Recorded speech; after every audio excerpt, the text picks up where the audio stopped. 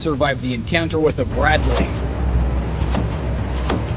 And this one couldn't hide from a javelin. And this is what's left of the Russian equipment in a few days. A tank with a mine flail isn't afraid of anything. Well, it should be. It hits a few mines and becomes incapacitated. Drones can be incredibly effective with decent skill, like this here. A precise strike, and we see an incredible fire show.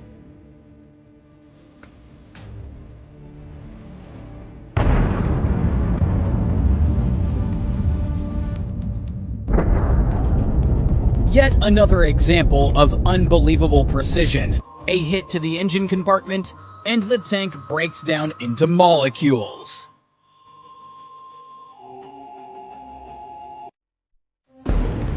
Even a T-90 can't survive a good hit. A few drones take out the turret.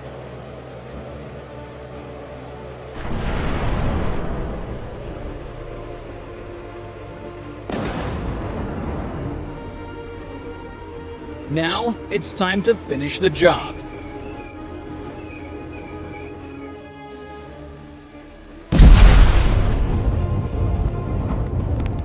And here, one little $500 drone blows this tank's turret clean off.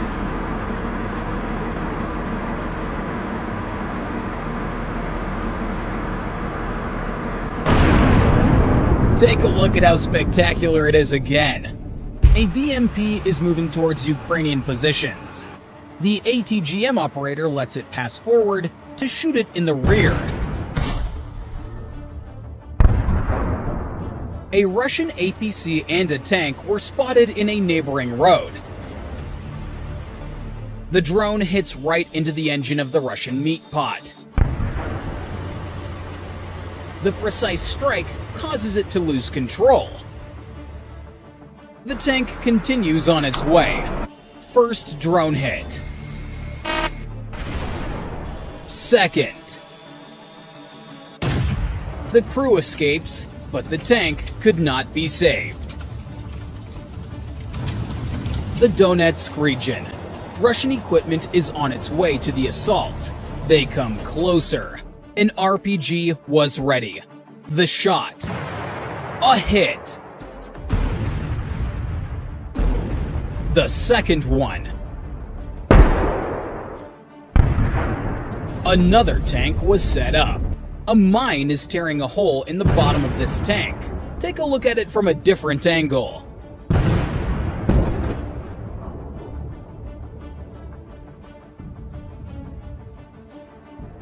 This T-72 hits the first mine. As it turns around, it hits the second one.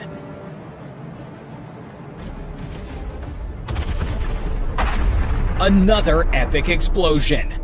The fire gets to the ammo.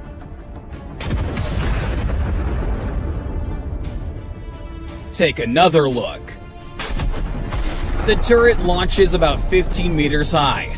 This is a Strela 10 SAM that's really messing up the AFU's life.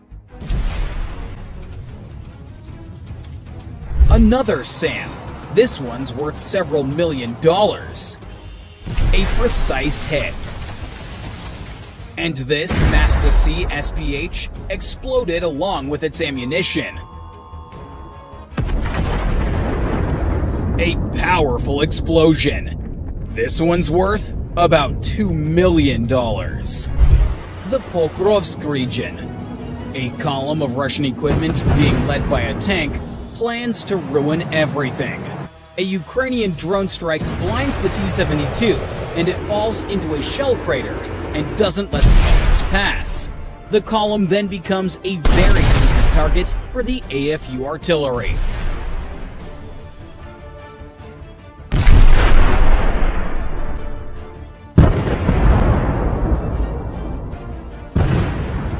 Then, drones fly up and burn the remaining pieces of scrap metal. 5:30 in the morning. A large column moving in the same direction. The AFU were ready. With one of their first shots, the artillery damages the Russian APC. The tanks are the first to go. One of them hits a mine, but still continues to move. There's a hit from an ATGM.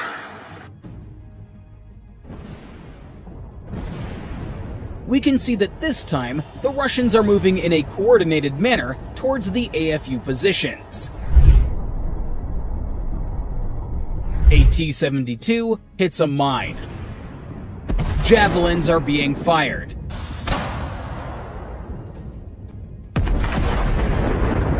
A precision hit. The tank is critically damaged. The Ukrainians try to meet the column with ATGMs, but without success.